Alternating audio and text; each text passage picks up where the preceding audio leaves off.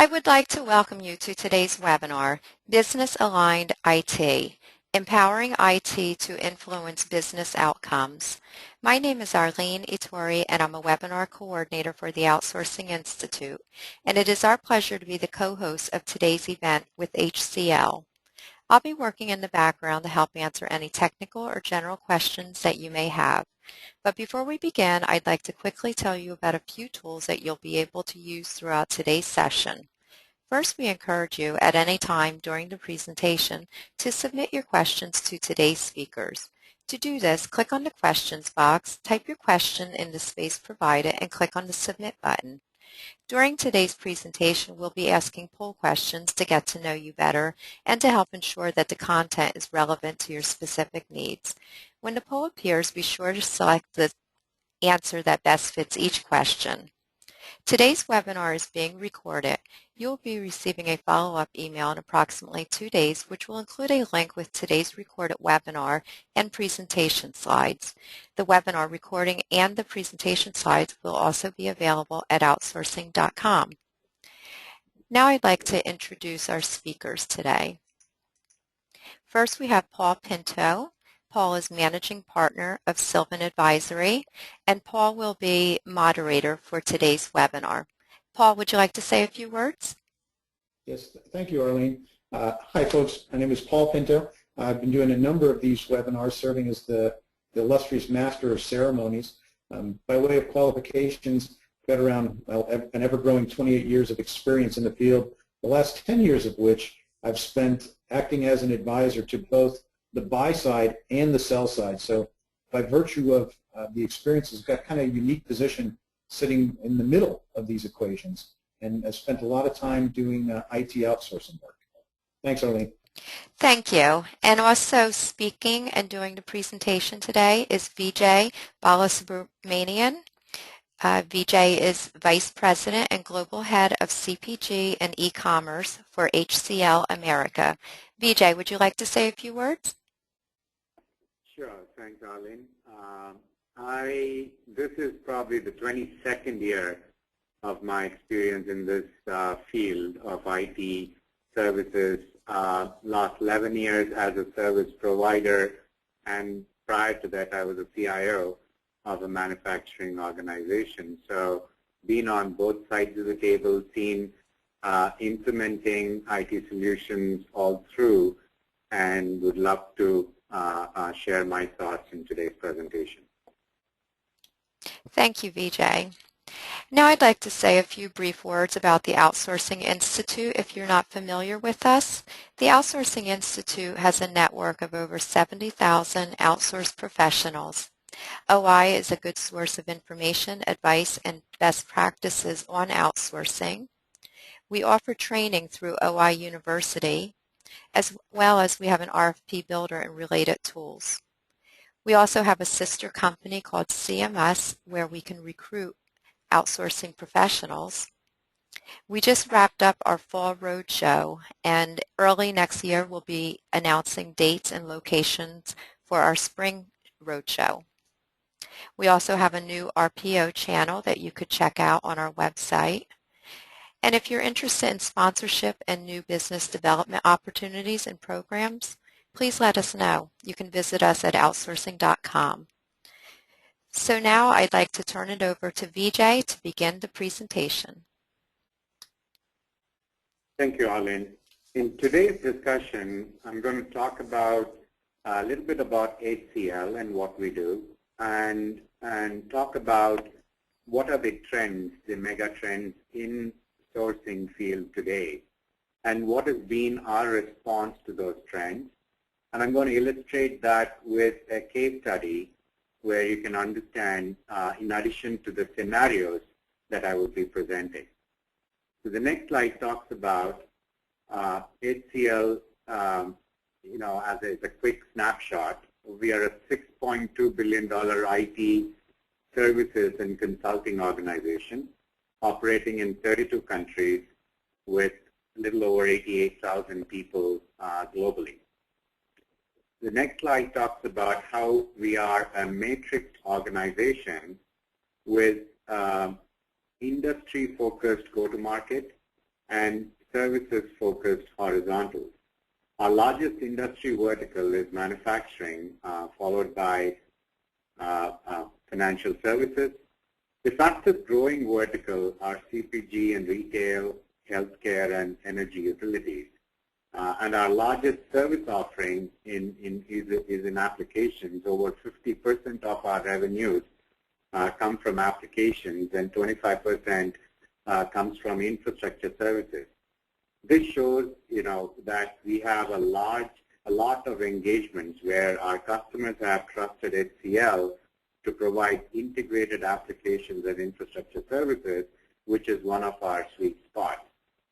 And we also have a well-balanced geographic mix and overall a diversified and de-risked portfolio.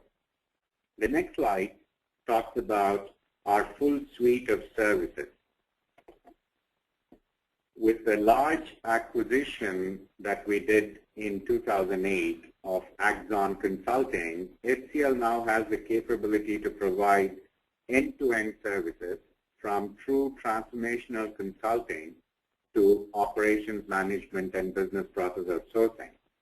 This full life cycle capabilities enable HCL to provide a wide variety of services to our customers, and this also helps HCL to guarantee outcomes of transformational as well as operational initiatives. The next slide talks about a few case studies where HCL has contractually committed to outcome-based models.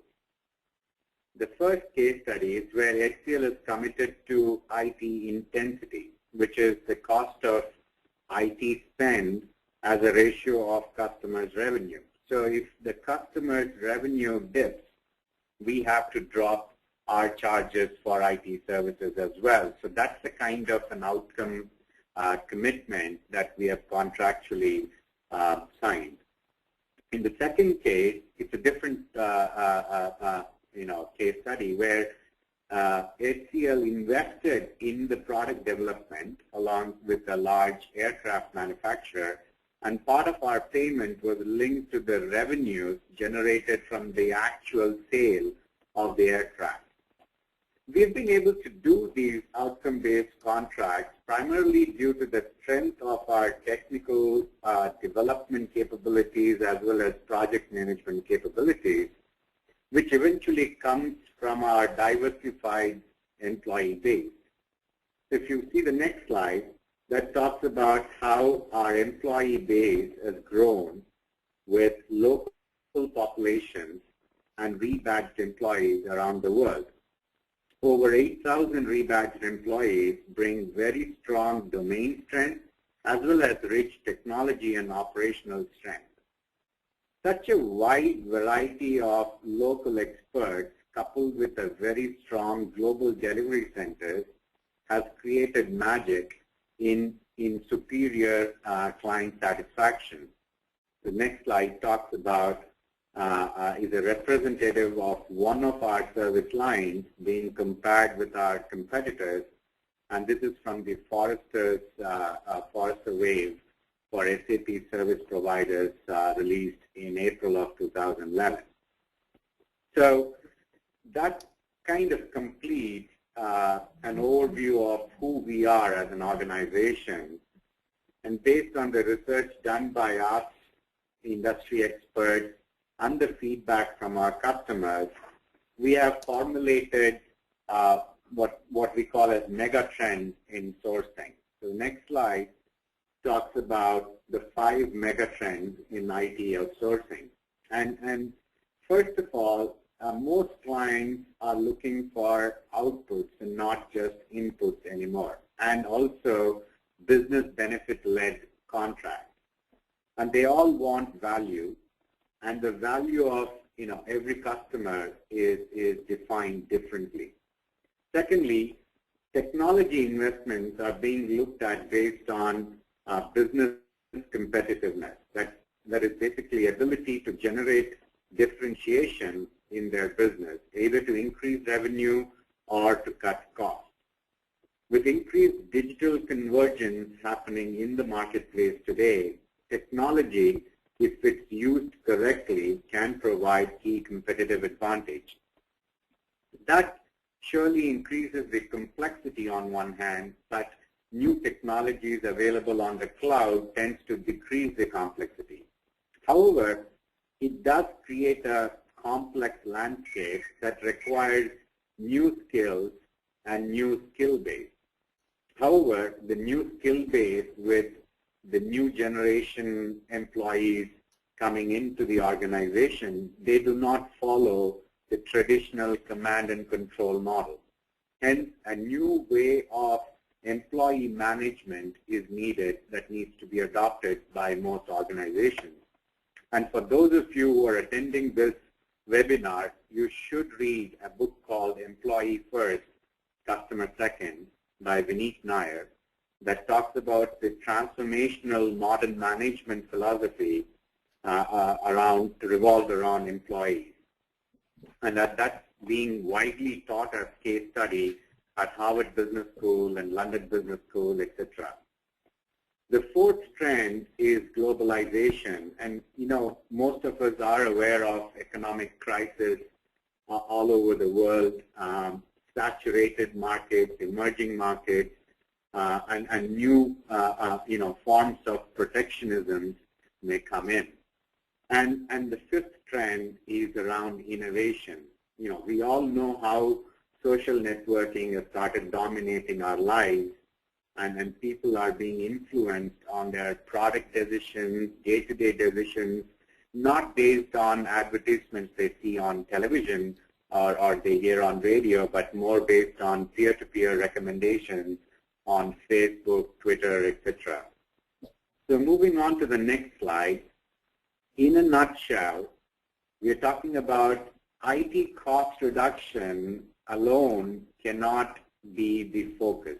And if you reduce that cost beyond a point, the service delivery gets detrimental. Therefore, we need to look at how IT or the investments in IT can be leveraged to reduce the cost of doing business. So if you're an organization who spends anywhere from 0.5% to 3-4% of your revenues on IT, instead of focusing on how do I get 1.7% to 1.6%, might as well look at that 1.7% and see how it can reduce the 98% or 90% of operational expenditure, and therefore focus the attention of IT and technology especially on that.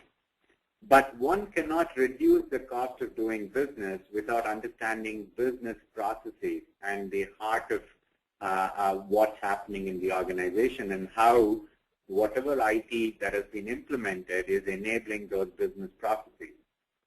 And an organization cannot always depend on expensive, high-end consulting approach that comes top-down, looks at business processes, does business process reengineering, etc., for improving processes. I'm not saying you shouldn't do that, but those kind of exercises becomes one-off exercise, and organizations don't have endless funds to do that. And therefore, it's important for organizations to inculcate this as a means of doing this every day, more like the Japanese management way. And doing it every day means it's got to be done by those folks who are touching the applications every day, essentially your application support and maintenance staff. And they are the ones who can provide the kind of value add on a day-to-day basis for improving business processes by monitoring key business process KPIs. So what is HCL doing to address these trends? It's important to understand that these trends will have to be addressed at the operations and application support layer to start with. And the first and foremost is to create visibility of business processes in the organization and how those business processes are interacting with each other, and also talk about how those applications are enabling those business processes, and how those applications are interacting with each other, and how applications are enabled by an infrastructure layer and therefore do the application to server mapping, and have this all provided in a single repository, not in the form of an enterprise architecture diagram, but in pictorially represented, easy to understand diagrams. So HCL has spent a lot of investment on creating a tool, we call it Prism, and some associated tools, where this kind of visibility is enabled for our clients' organizations. And therefore, it becomes a lot easier for the day-to-day application support team, not just to look at incidents, but also look at how this whole chain can be understood. I'm going to depict this using a scenario so that you can understand. But before going there, I want to pause here and ask a poll question. This is around, do you have a clearly documented visual map, easy to understand, of your business processes, application landscape, and infrastructure environment in one place so that you're able to understand and look at it in one go? I'm going to provide you probably with a minute or so, and you can do this poll online. Vijay? Yeah. If you look across your client base today, and you've got a vast client base, what percentage of your current clients would you say has that map in place before you got there? None. Yeah, it was kind of a loaded question, wasn't it? Right? Yeah. Very, very few take the time to make this investment. They had business processes somewhere which was documented on some project. They had application landscape in some places, but it was not all in one go. Yeah. Interestingly enough, the poll results state 70% of the 77% of the respondents have said that they do not have an application landscape infrastructure in place. So I'm going to now walk you through a scenario of how we have conceptualized this whole process of empowering the application support team. So if you look here, typically you're looking at a support team, and I'm telling you with my experience, most of the application support contracts and the SLAs are around resolution of incidents on time, responding on time, and resolution of problems on time. If that's done well, most customers are happy with the application support team. We went one step ahead and implemented Prism, where we started identifying the impacted applications more granularly using the incidents, problems, and change that happens in the organization. That gave us a very different view of why some applications are requiring frequent changes, why some applications are having a lot of problems, and therefore you're looking at a different view that you can get. Rather than just resolve the incident, resolve the problem, now you're looking at a holistic landscape and resolving root causes. We didn't stop there. We went one step ahead and started using the business process maps that we have done to the last level. We started identifying impacted business processes, and the support team, they're not domain experts, but they are doing the support day in and day out. And as incidents keep reducing because of problem management kicking in and root cause analysis kicking in, this support team starts analyzing, specific sub-processes, business processes, processes and start identifying what are the business processes and how are they being impacted because of the incidents or problems or changes. We didn't stop there. We went one step ahead. And using this knowledge that the application support team gains, we start trending selective business process KPIs. We've implemented a tool called Process Watch that gives you a real-time view of business process KPIs and sub-KPIs. And therefore, the understanding of the application support team increases phenomenally, not through experience per se, but because of this phased step model and the visibility that we have created. Now, what has that done is it starts creating new ideas in the minds of the application support team. At one point in time, value creation or thinking about ideas, improvement ideas, belong to a handful of people who call themselves as architects or enterprise architects or whatever. But we have democratized value creation. And what has that done is it's moved to the next level of where the employees, because of their understanding of the business processes and the application landscape, can start thinking of new ideas. And those ideas, we didn't stop there. We implemented what we call as a value portal.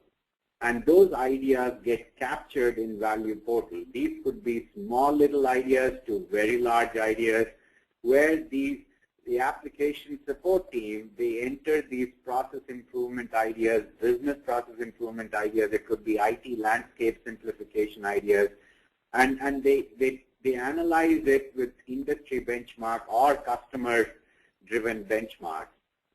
And that creates an idea. And those ideas get discussed with the business partners in the organization, with the IT team in the organization, and that gets into their prioritization process and into their portfolio management system. So if you see at this slide now, from the leftmost end where the request or the demand on the IT organization or the application support team was just to manage incidents, time to respond, resolve, were the kind of measures they were adhering to. You can see how they have progressed from just doing those kind of jobs into creating ideas and creating improvement ideas in the business process. And ultimately, you're talking about reducing or improving business processes, which means you're reducing operational expense,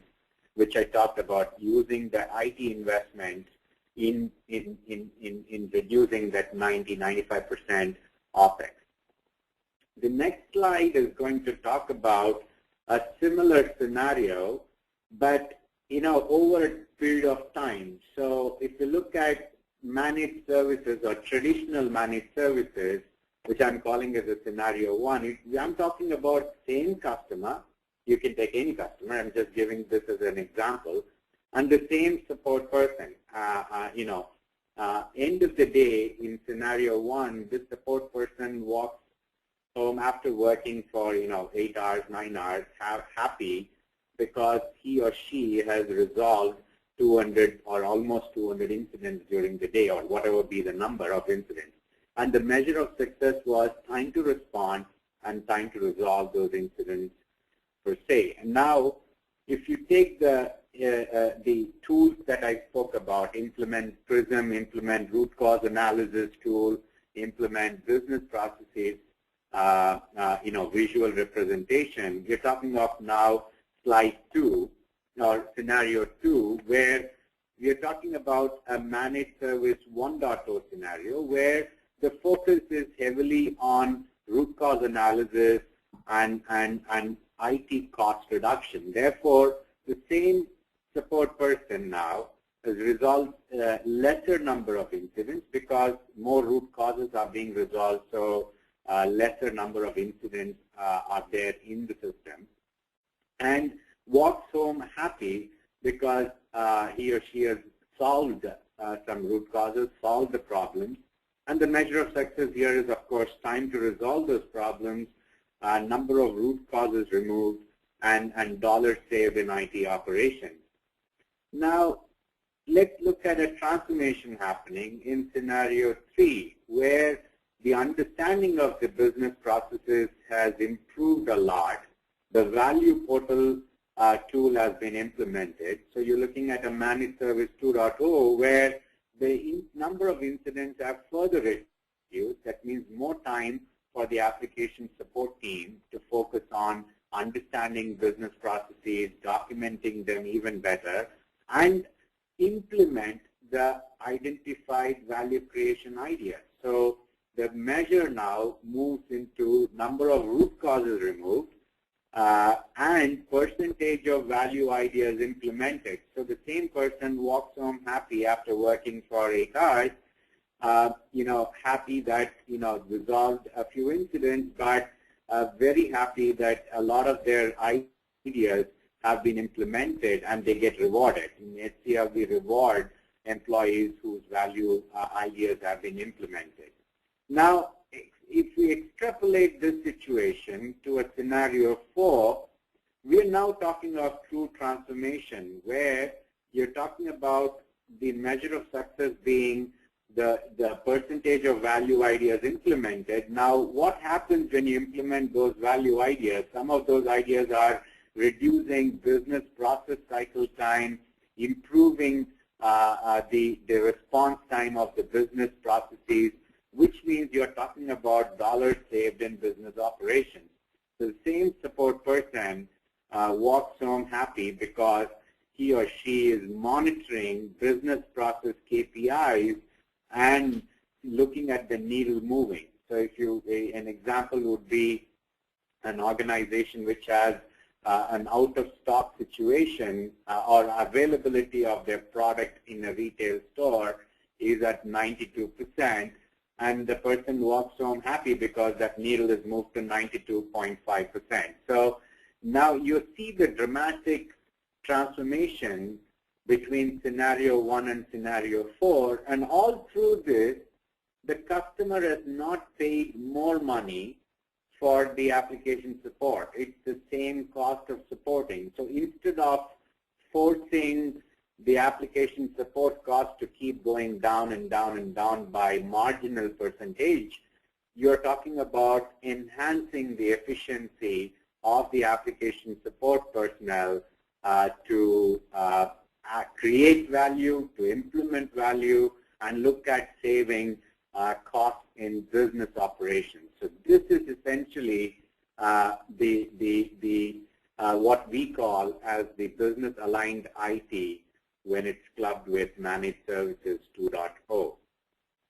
I'm going to walk you through another poll question now.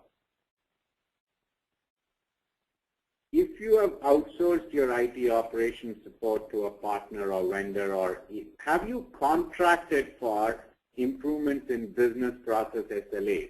Is it there in your named contract?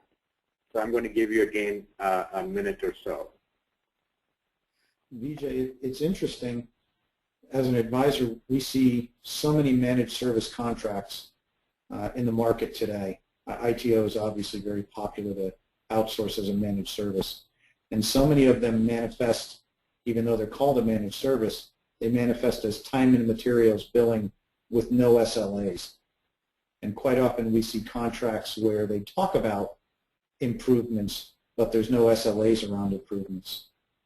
At the other end of the spectrum, we see some very mature contracts where they really treat the IT provider as a partner, and they do have SLAs around business process improvements as well as KPIs.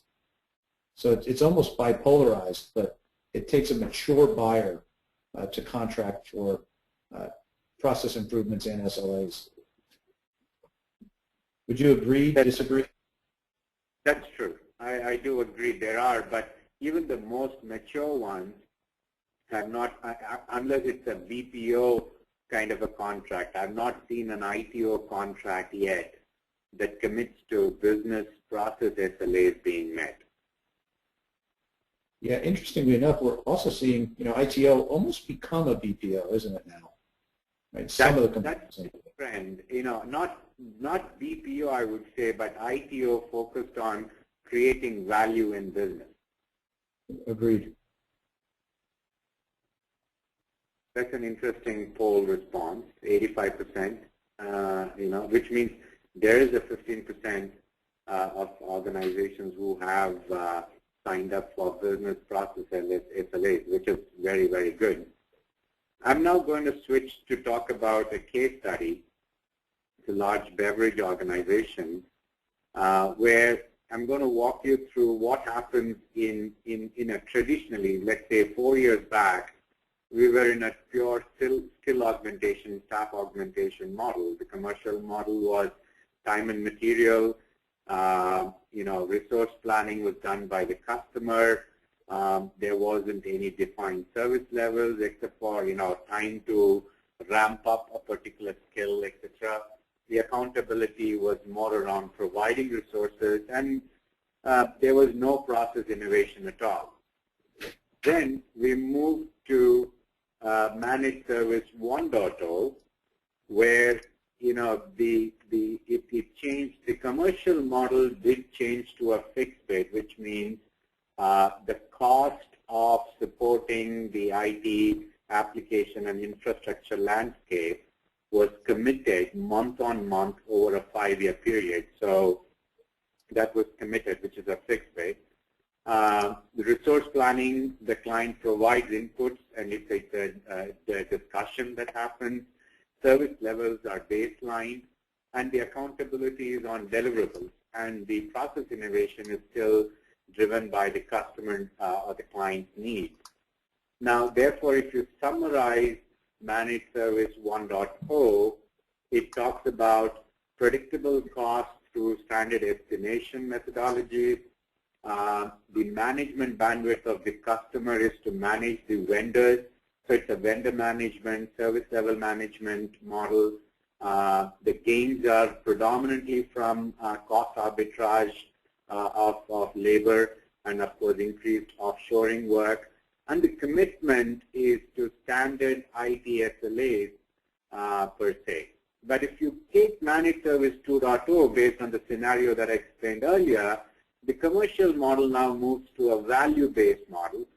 The resource planning is where HCL recommends to the customer that we don't need these many resources, or we need these kind of resources. The service levels move from baseline to benchmark, and the deliverables are at business value. The accountability is on business value delivered, and process innovation through the value portal and the value creation and the idea creation portals. There are proactive suggestions being made and proactive innovation ideas being generated.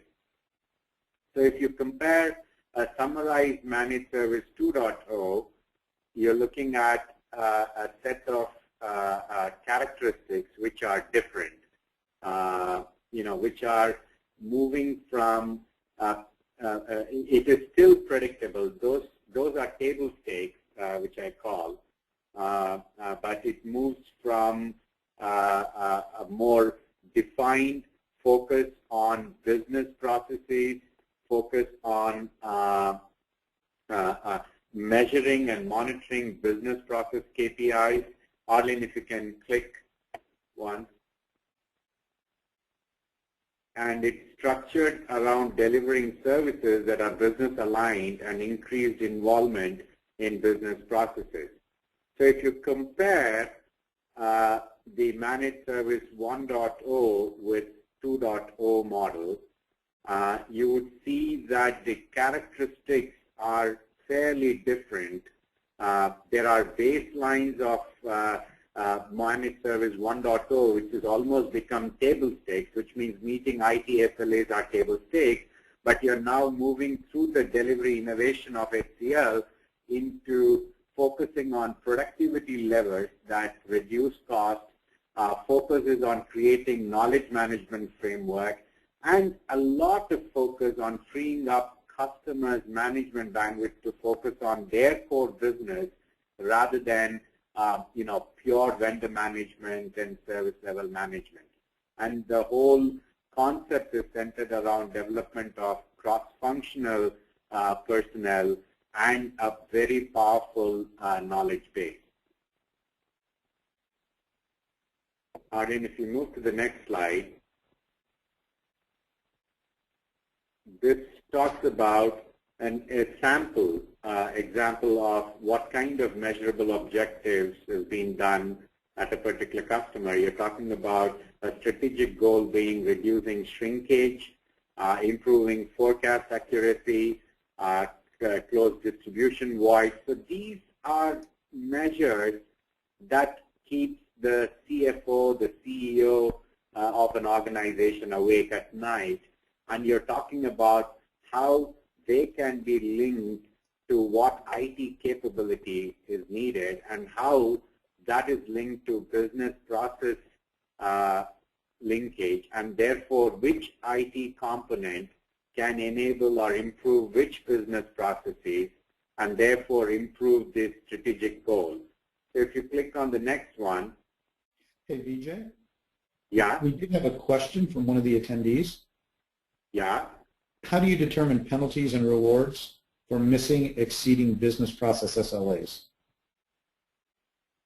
So right now, there is no standardized contractual structure either by the advisory firms, especially in ITO. There are a few in BPO, but in ITO, there are no standard established procedures. So the penalties and rewards are essentially based on outcomes. So if the meeting the outcome is table stakes, so therefore that's why they are engaged with us in a service. Not meeting it has a penalty structure that's associated, typical to an IT SLA-based penalty structure, and reward moves into a gain share model. So it's a risk-reward kind of a model where there are 3 levels of SLAs. One is table stakes SLA, which is essentially you've provided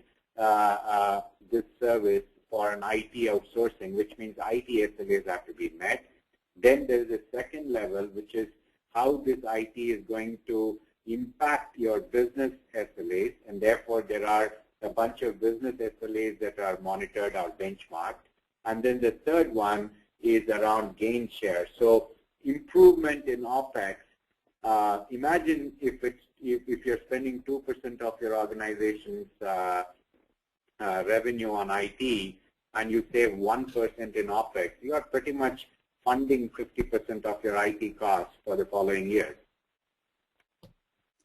Great. Thank you, Vijay.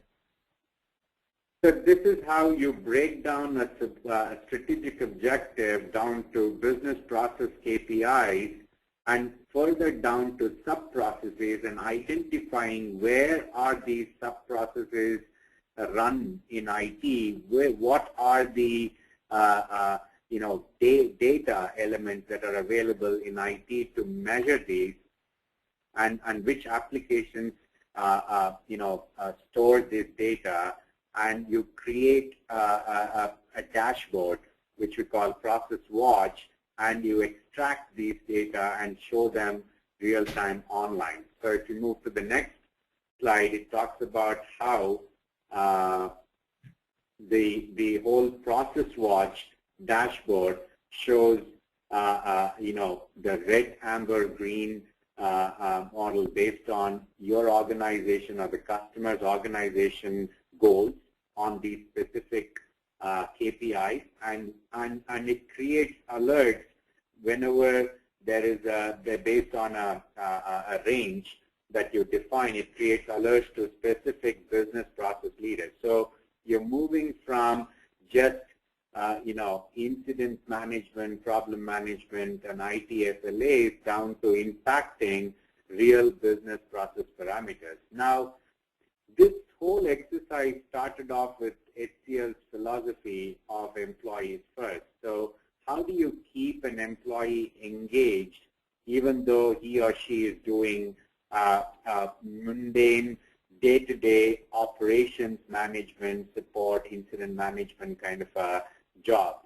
This whole framework of business-aligned IT has very powerfully empowered and enabled our employees, and they love to work on application support engagements, fundamentally because of the reward that's there through the value creation portal, as well as the richness in their jobs, which otherwise is traditionally done by high-end, top-down domain consultants.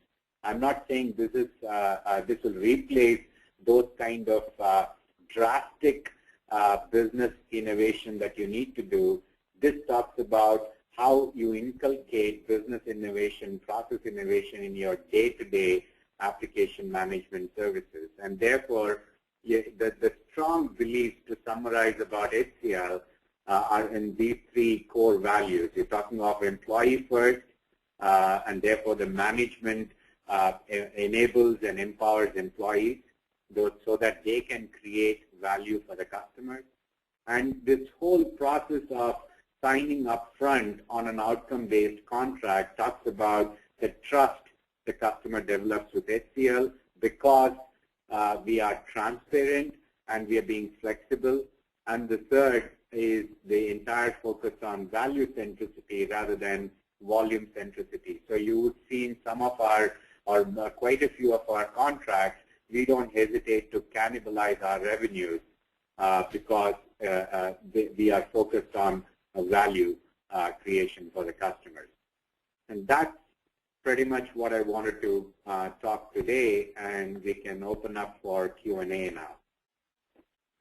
Vijay, would you mind discussing just a little bit, and we broached on it earlier, how some of the IT service offerings, components of ITO, are becoming, I'll use the word commoditized for lack of a better term, and lend themselves very well to managed services 2.0 plus, whereas other components really, it's really difficult to tie them to the components of the business that they benefit. Would you mind commenting on some of those components that you see as easily or more easily tied to the business and some that are less easily tied? There are two views to this, right? One is to say this whole application managed service is a commodity, and therefore treat it as commodity, which means, which is what is happening in the current scenario in quite a few organizations, where all they are expecting this application support team to do is to resolve the incidents on time, resolve problems on time, and then go home. That cannot stay that way, fundamentally just because somebody called it commodity.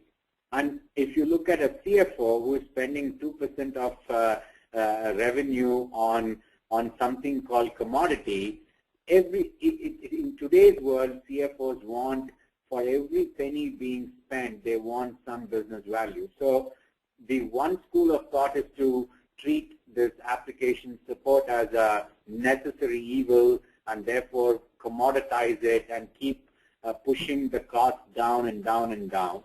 The other school of thought is what I just provided. Don't do that, because it just ruins the entire innovation that's there, the potential that's there, and you end up anyway spending millions of dollars through a high-end consulting effort, periodically, every 2 years, 3 years, whatever you do a business process re-engineering, improve business processes, you anyway end up spending that kind of money in a period of time. You might as well, do it and not treat application support as a commodity.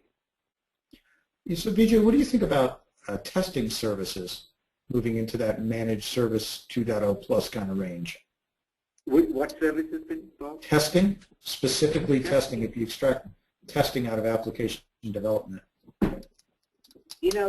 It's a nice view. I mean, there are application managed application services contracts that includes testing or a testing center of excellence in there. It's essentially when the bridge between application development and application support depends on how well the testing has occurred. Therefore, there is value in treating testing as an important service. It may or may not be linked to an application managed services. I'm talking about essentially run the business, what was running yesterday continues to run today. Using that money, how do you focus better? Yeah, so it makes sense for maintenance of legacy and or current systems, and I think we've seen instances where testing for new application development can also be applied to some business metrics and have business benefit. What's your thought? And I think you covered it, but if you could help me understand it a little bit more around infrastructure components, for instance, server monitoring. The server monitoring, that if you see in one of the slides I spoke about application support and applications environment and then the underlying infrastructure environment. Infrastructure, I would agree, is a lot more commoditized, and especially if you look at virtualization, cloud coming in there, you're treating them more as what Nick Carr talks about IT.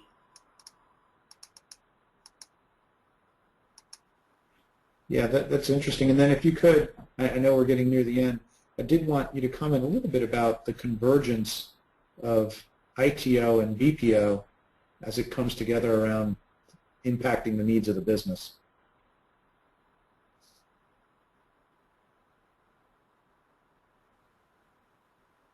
Yeah, it sounds like we lost Vijay's audio.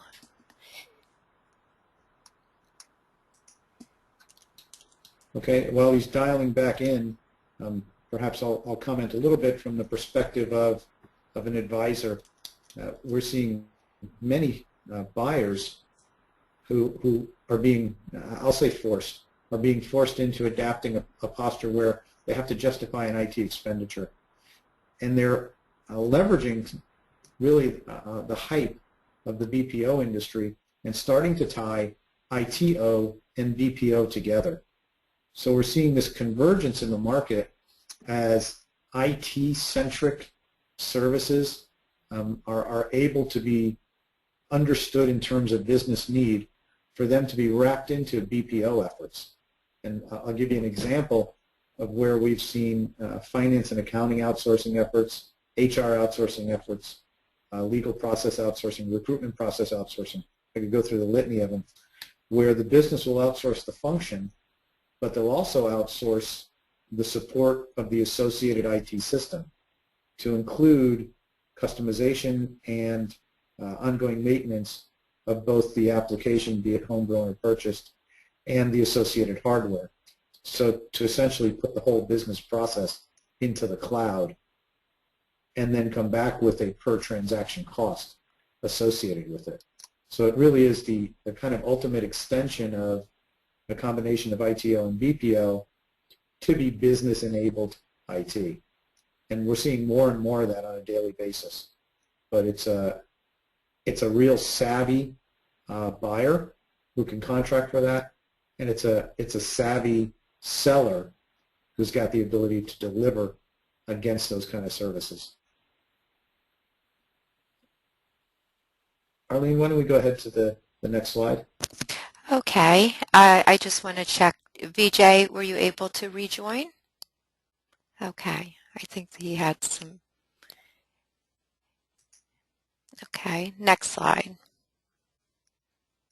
So I would like to thank everybody for joining us today.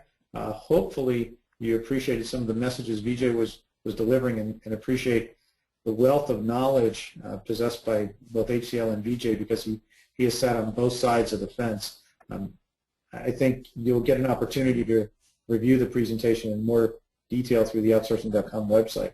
I would encourage you to do so. There's some really good metrics in there, especially around the Snapple engagement. If you are interested in understanding more about those specific metrics, you can reach out to folks at the Outsourcing Institute or to Vijay directly. I'd like to thank all of you for joining the webinar.